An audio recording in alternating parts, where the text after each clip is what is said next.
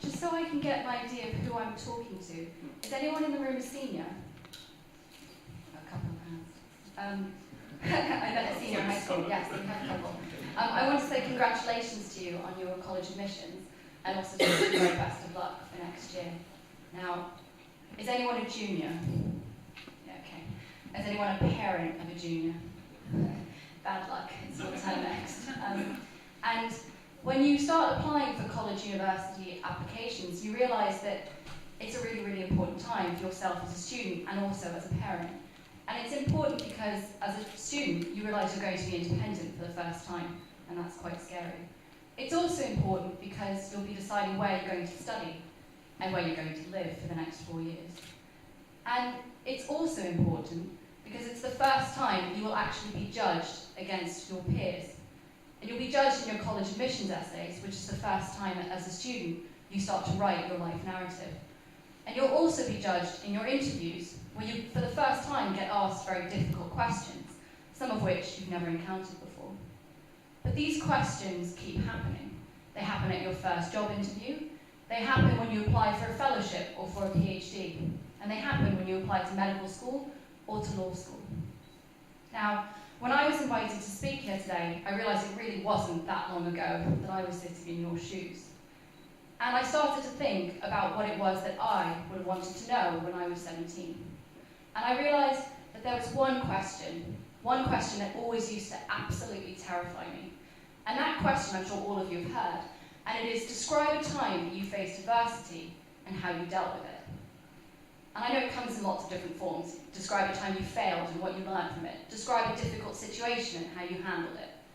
But the problem with this question for me was that, like your average 17-year-old, I hadn't really faced adversity, or so I thought.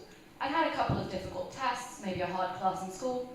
I'd lost a hockey final at the state championships, but I hadn't really faced what I thought was very serious adversity. Because if you are unfortunate enough to have faced very, very serious adversity by the age of 17, it's almost certainly not your choice, and it was almost certainly not by your design. And in 2008, Stanford published some of the opening lines from its college admissions essays that were successful. And some of them began like this: I almost didn't survive September 11th, 2001. When I was in 8th grade, I couldn't read. Cancer tried to defeat me, and it failed. I was paralysed from the waist down. Now, these are very, very serious adversities, and I'm sure that the students that had to overcome them learnt tremendously from them. But that didn't solve the problem for me, the average 17-year-old, who'd never really faced what I thought was adversity. But what I want to tell my 17-year-old self, and what I hope to share with the juniors in the audience, is that it's not asking you to fail. This question is not asking you if you've had the worst failure. It's asking you to demonstrate 3 very important characteristics. The first is that you're passionate, that you care enough about something to do it well. The second is that you've taken risks, that you've been committed to those risks, and that you may have failed. And the last thing it's asking you to do is that when you do fail, it's asking you to learn from those mistakes. Now, what I'm hoping to do today is to tell you 3 stories about 3 of my heroes who each demonstrate one of these characteristics. So my first hero is a wonderful man named James Barrie, who was born in 1789, the son of an Irish grocer. Now, James, much like myself, wanted to be a doctor, so James went to medical school in Edinburgh. He was very successful and started his surgical training at St Thomas's Hospital in London, which is in fact where I trained. Now, James then joined the military, and he distinguished himself as a surgeon. He was also a pioneer for sanitation. James ensured that all the latrines were kept far away so that the soldiers wouldn't get ill. He also started to address the issue of prison overcrowding at the army prisons in Africa and Jamaica. And finally, he took it upon himself to look after the lepers. Now, James was also an excellent surgeon. He performed the first caesarean section in Africa where both the mother and the child survived. Indeed, it was in fact the first successful caesarean section ever performed by a British person. Now, this was a long time ago, and there were no anaesthetics, there were no antibiotics, and James actually performed the operation on his kitchen table. But thankfully, times have changed.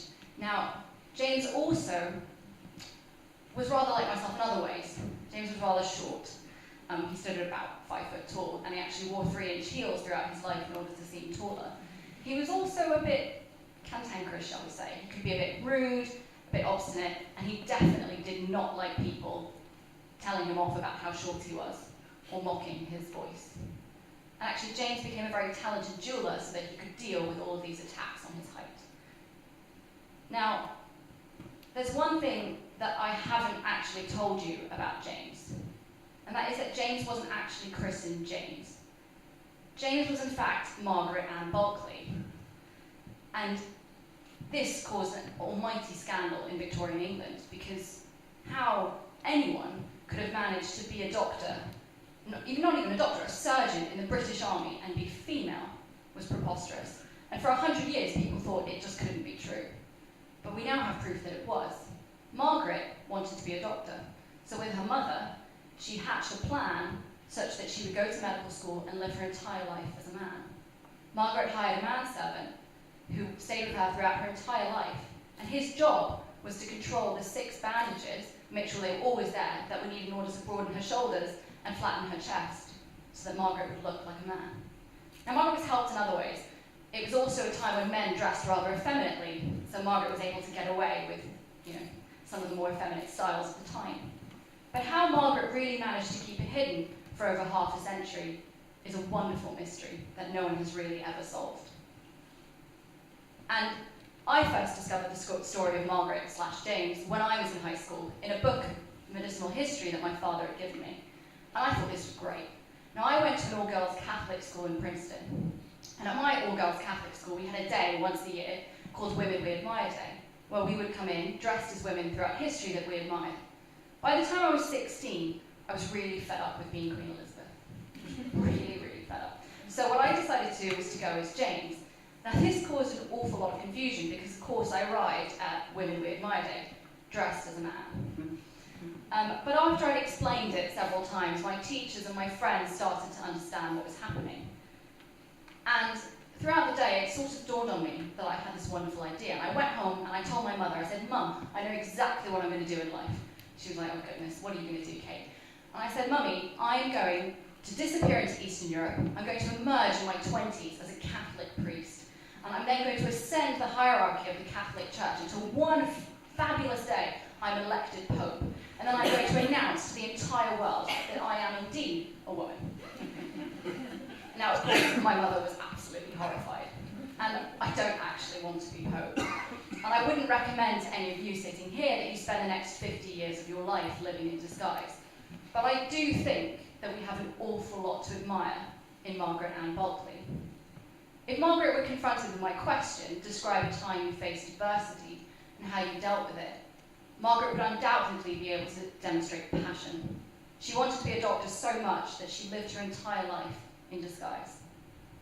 Margaret also took risks. She took the risk that she might never be found out. But risks aren't just about, doing one scarily risky thing like jumping off a cliff. And in fact, we all take risks every single day, and many of them without us even realizing. But one of the most important things about taking risk is about when they fail, dusting yourself off, picking yourself back up, and trying again. And that brings me to the story of my second hero. Now, my second hero also comes from the wonderful, idyllic, beautiful town that I come from, called Princeton, New Jersey. And no, I'm not in any way biased. He's a bona fide megalomaniac. In fact, he's also affectionately known as the father of modern-day political campaigning. Now, for those of you who have taken American history, you know, of course, that I'm talking about Aaron Burr. Now, Aaron Burr was the son of the president of Princeton University and was orphaned while he was very, very young. But this didn't stop Aaron. He forged a very successful military career for himself in the War of Independence. He applied for a commission at one point from General Washington to be a brigadier general, whatever that means. And Washington was a bit nervous about young Aaron Burr because he said he is, by all accounts, a brave soldier. And indeed, he's incredibly able. But one wonders whether or not Aaron has not equal talents at intrigue. And Washington was right to be a bit wary, because Aaron went on to become the Attorney General of New York, where he was quite famous for accepting bribes. in return for political favours. Now, Aaron ended up actually fighting his first legal duel over his political influence with a man named John Church. Thankfully, they both missed, and Aaron continued. In the 1796 and 1800 elections, Aaron traded New York's electoral college votes in return for political support from Thomas Jefferson. This meant that in 1800, Aaron Burr was actually vice president. But Thomas Jefferson was very rightly a little bit wary of Aaron, so he didn't actually let him do anything as vice president, which meant that in 1805, Aaron Burr, in a bit of a huff, decided instead to run for governor of New York. Now, it was at this point that a very serious problem emerged. It started going around the papers that Aaron was actually planning a federalist secessionist movement. Now, what that would have meant is that Aaron Burr was trying to start a revolution in New York that would have meant New York became a separate country and that Aaron Burr would have become king. Now, this allegation was not popular among the American founding fathers, and Alexander Hamilton and Aaron Burr ended up fighting one of American history's most famous duels, in fact, probably the only duel, over this particular point. And Aaron Burr killed Alexander Hamilton. He had to flee New York in disgrace, and he went west. But not to be deterred, Aaron Burr then decided that now would be a good time to conquer Mexico. So he started soliciting money and weapons from his various friends in order to conquer Mexico, Texas, and parts of the Louisiana Purchase. Now, this wouldn't really have been an issue if it weren't for the fact that the Louisiana Purchase was part of America. So, of course, the United States government charged him with treason. Amazingly, Aaron was acquitted. And again, semi-defeated, he fled to Europe. Now, Aaron this time begged for money from the French government and the British government, both of which said absolutely no way. But again, not to be deterred, Aaron this time married a very, very wealthy old widow and used all of her money in order to find weapons and enough men in order to conquer Mexico for the final time. Unfortunately, Aaron died before any of his plans could come to fruition. Now, history doesn't look so kindly on Aaron Burr, and I think for good reason. But one cannot deny that Aaron certainly took risks. He fought 2 illegal duels, he tried to be president twice, he tried to be king of New York once, and he tried to be king of Texas 3 times. That's pretty impressive for a lifetime. But Aaron's problem, I think, is not that he didn't have passion. If Aaron were answering my question, he'd certainly demonstrate passion. He also took some very, very serious risks. But Aaron's problem was that he never actually learned from when things didn't really go his way. And so that brings me back to my question once again. Describe a time you faced adversity and how you dealt with it. The question isn't really asking you to fail. It's asking you to take an adverse situation and talk about what you learned from it. So that brings me to my third point. But learning is such a large and emotive subject that we could be here listening to 10 different talks about learning, and still, you'd only come away with 2 general axioms. The first, no one really understands how humans learn. And the second, that humans are always, always learning. So I spend a lot of my time in my medical studies watching people learn, because I'm currently doing pediatrics. And I can promise you this, humans start learning from day one. When infants are born, the way they realize that the world is actually full of bright lights and loud voices, they start crying. And they quickly learn that by crying, things will get done for them. And pain is one of the first ways that humans really start to learn.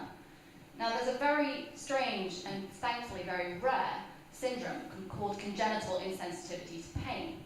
And what this means is that for these particular children, they can form memories and they can learn just like you or I, but they can't feel pain. And they sometimes can't even feel temperature. Now this sounds great, right? Except it's actually extremely dangerous. These children are at risk of biting their tongues off because they can't actually tell that it would hurt.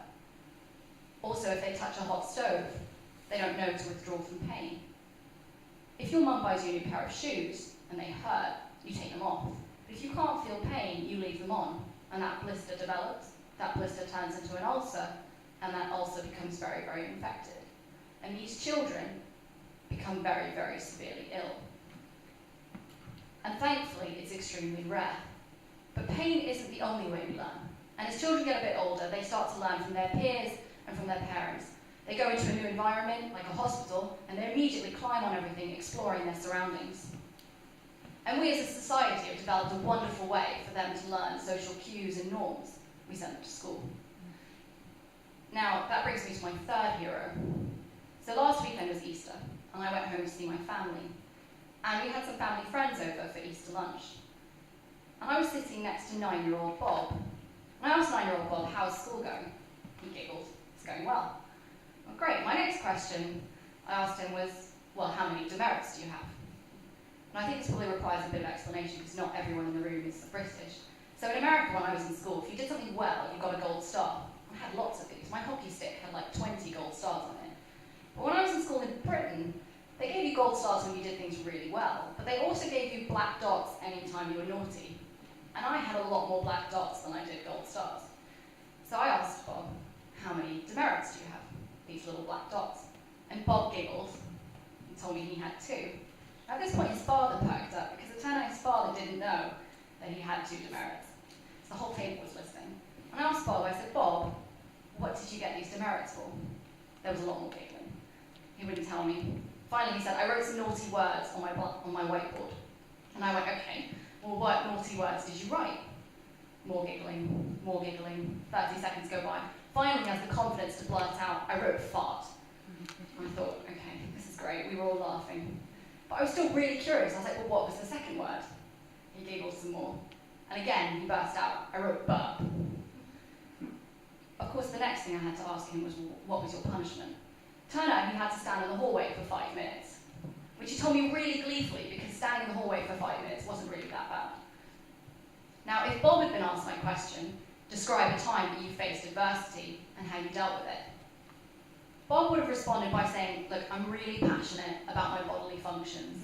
And I really, really, really want to communicate that passion. I'm going to take a risk, and I'm going to tell all my friends from my whiteboard that I love my bodily functions. And actually that failed, right? So Bob got in trouble. But Bob would have told me, and he did tell me, that he learned from that he shouldn't really talk about his bodily functions in polite conversation. But he also learned that it wasn't such a bad crime that he couldn't do it again. Now, I think Bob is the only one of my 3 who would be able to perfectly answer my question, describe a time you faced adversity and how you dealt with it. Because actually, dealing with adversity is one of the most important things that you will do in your life. And it's not just for your college interviews or for your job applications, because the determination of your character is more about how you deal with things when they're not going well than it is about when the road is smooth. So if you get asked this question, juniors in your college interviews, seniors in your first job applications, or for me when I next apply for a job, I'd like you to maybe think about what my heroes have taught me. First, James Barrie, the first female surgeon, be passionate. From Aaron, my megalomaniac, be committed and take lots of risks. And third, from Bob, my naughty schoolboy friend, learn from your mistakes. Thank you very much.